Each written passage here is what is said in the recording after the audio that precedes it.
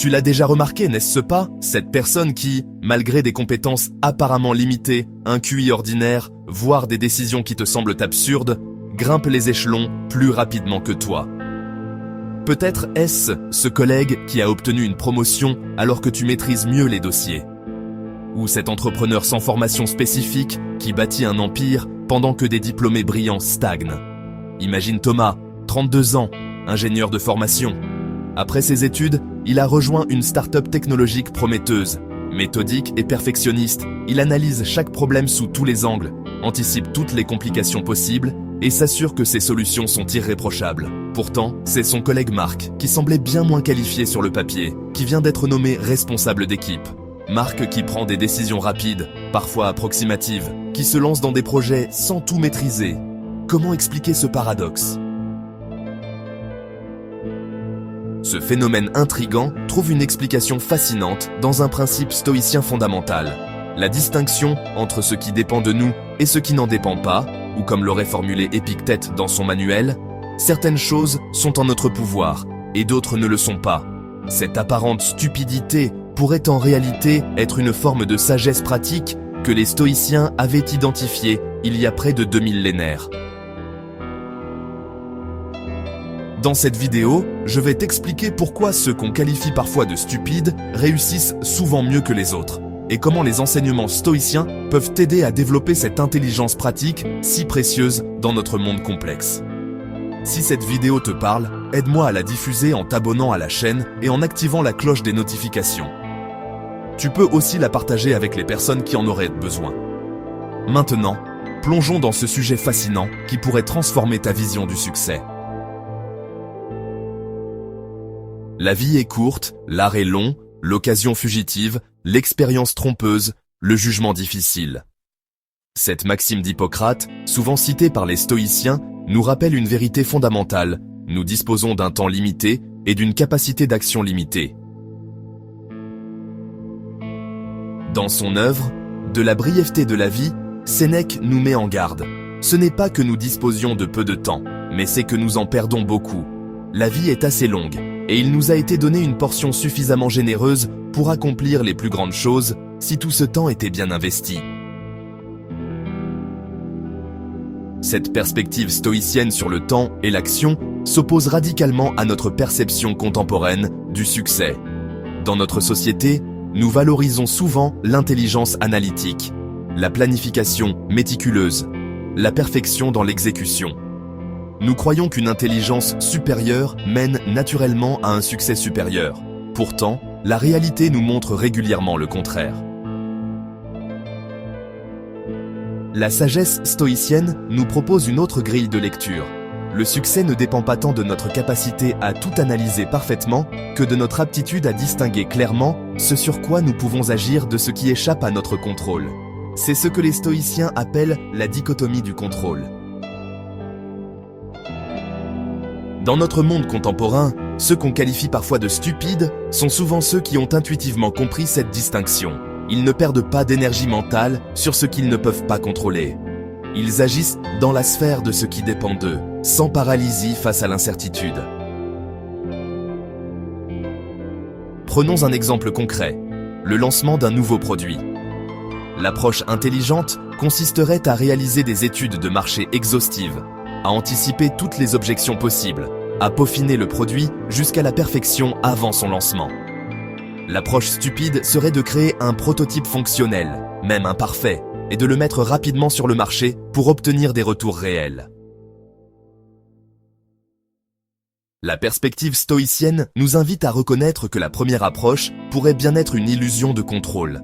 Les études de marché peuvent se tromper, la perfection est subjective, et pendant ce temps, d'autres opportunités passent. La seconde approche, en revanche, accepte les limites de notre contrôle et agit dans le domaine du possible.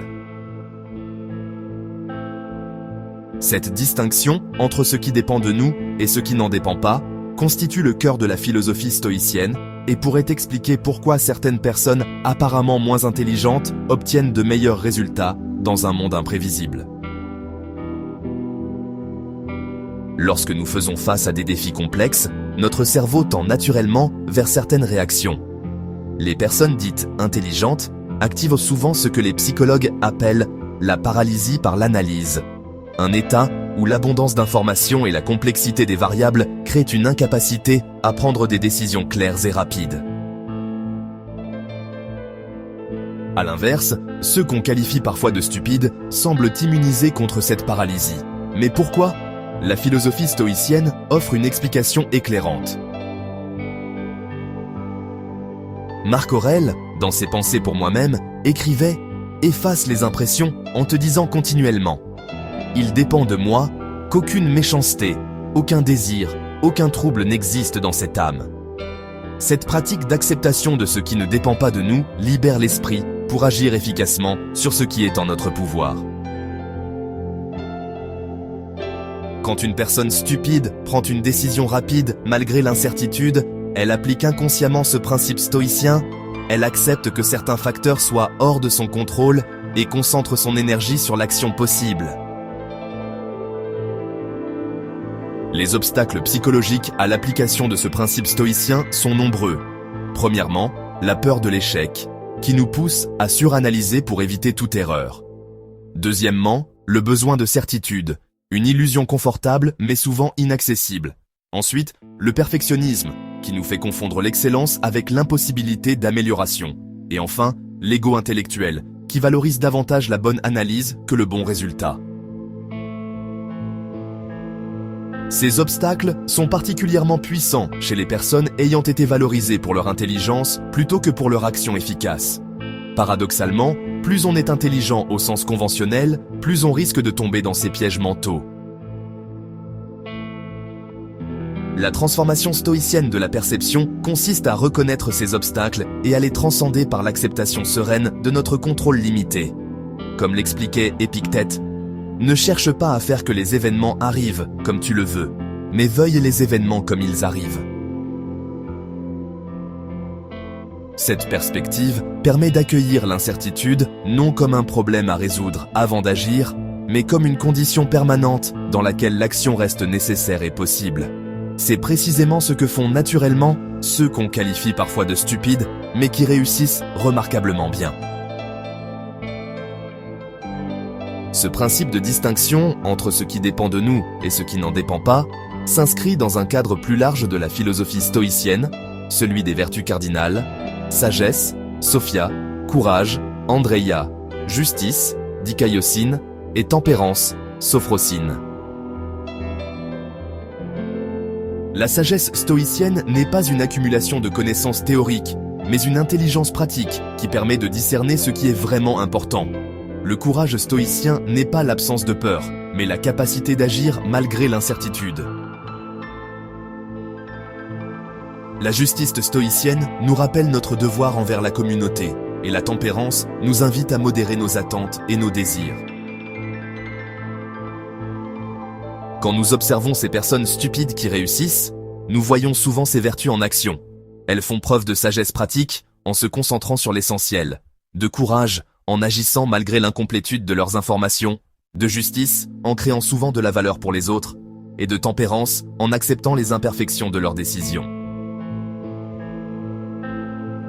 Si nous comparons cette approche stoïcienne à d'autres philosophies, nous voyons des différences significatives. Contrairement à l'épicurisme qui valorise le plaisir et l'évitement de la douleur, le stoïcisme embrasse le défi et l'inconfort comme voie de croissance. Contrairement au cynisme qui rejette les conventions sociales, le stoïcisme cherche à opérer efficacement au sein de la société tout en maintenant une liberté intérieure. Sur le plan spirituel, cette approche conduit à ce que les stoïciens appellent l'ataraxie, cette tranquillité de l'âme qui découle non pas de la maîtrise des circonstances extérieures, mais de la maîtrise de nos jugements à leur propos. Comme l'écrit Épictète, ce qui trouble les hommes, ce ne sont pas les choses, mais les jugements qu'ils portent sur ces choses. La personne apparemment stupide qui réussit a souvent atteint intuitivement cet état. Elle n'est pas perturbée par les opinions des autres, par les incertitudes du marché, par la possibilité d'échec. Elle maintient sa sérénité intérieure tout en agissant dans un monde incertain précisément parce qu'elle a accepté cette incertitude comme une condition normale de l'existence. Cette tranquillité intérieure n'est pas de l'indifférence ou de l'apathie. Au contraire, elle libère une immense énergie d'action qui était auparavant consommée par l'anxiété et l'hésitation.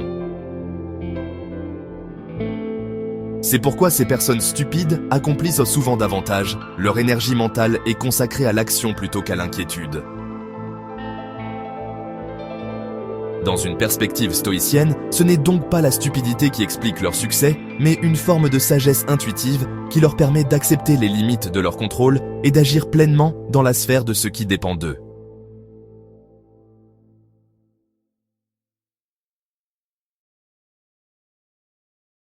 Comment cultiver cette intelligence stoïcienne qui permet d'agir efficacement dans un monde incertain? Voici 4 pratiques concrètes inspirées de la philosophie stoïcienne. Premièrement, la méditation préventive, ou praemeditatio malorum. Cette technique stoïcienne consiste à envisager à l'avance les difficultés possibles d'un projet ou d'une décision. Contrairement à l'anxiété anticipatoire qui paralyse, cet exercice vise à renforcer votre résilience. Pratique. Avant de commencer un projet important, prenez 10 minutes pour visualiser les obstacles potentiels. Pour chacun, demandez-vous: est-ce que cela dépend de moi? Si oui, préparez une stratégie. Sinon, acceptez que cet élément soit hors de votre contrôle.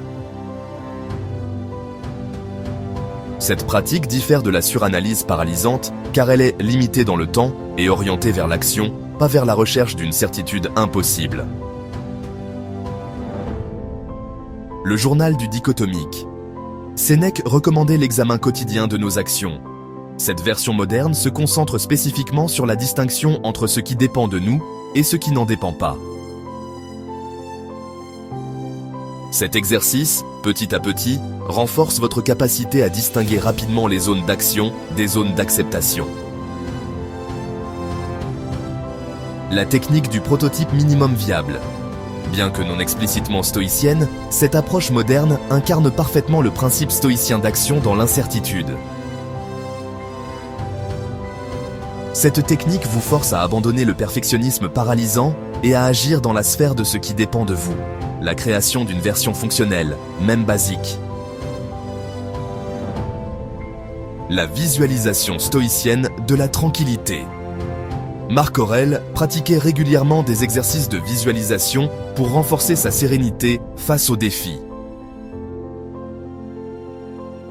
Pour appliquer ces principes dans les situations quotidiennes difficiles, adoptez le réflexe de la pause stoïcienne. Face à un imprévu ou un obstacle, prenez une profonde respiration et demandez-vous: qu'est-ce qui dépend réellement de moi dans cette situation? Puis concentrez immédiatement votre attention et votre énergie sur cet aspect. Pour développer l'habitude de ces pratiques stoïciennes, commencez modestement. Choisissez un seul exercice et pratiquez-le pendant une semaine avant d'en ajouter un autre. La constance est plus importante que l'intensité. Comme l'écrivait Sénèque, ce n'est pas parce que les choses sont difficiles que nous n'osons pas, c'est parce que nous n'osons pas qu'elles sont difficiles. Ces pratiques transformeront progressivement votre perception de l'intelligence et de l'action efficace. Vous commencerez à voir que ce qui semble être de la stupidité chez certaines personnes qui réussissent est en réalité une forme profonde de sagesse pratique que les stoïciens avaient identifiée il y a près de 2 millénaires. Nous avons exploré aujourd'hui un paradoxe fascinant. Pourquoi ceux qu'on qualifie parfois de stupides réussissent souvent mieux que les autres? À travers le prisme de la philosophie stoïcienne, nous avons découvert que ce n'est pas la stupidité qui explique leur succès, mais une forme d'intelligence pratique centrée sur la distinction entre ce qui dépend de nous et ce qui n'en dépend pas. Alors, les enseignements stoïciens nous ont montré que, la paralysie par l'analyse est souvent le piège des intelligents. L'acceptation de l'incertitude, elle, libère notre capacité d'action. La véritable sagesse réside dans le discernement entre ce que nous pouvons et ce que nous ne pouvons pas contrôler. Et puis, la tranquillité intérieure découle de ce discernement et nourrit notre efficacité, vraiment.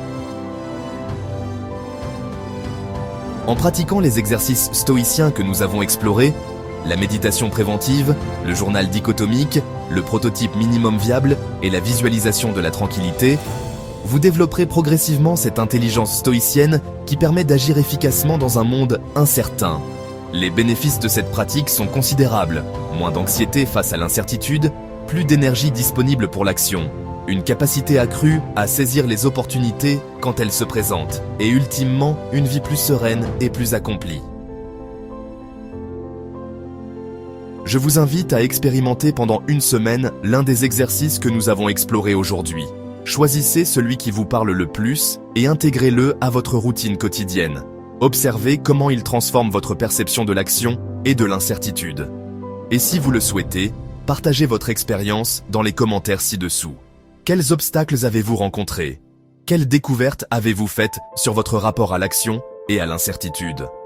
Votre témoignage pourrait inspirer d'autres personnes dans leur propre cheminement vers cette sagesse stoïcienne. Comme l'écrivait Marc Aurèle, « Tu as le pouvoir sur ton esprit, pas sur les événements. Réalise cela, et tu trouveras ta force.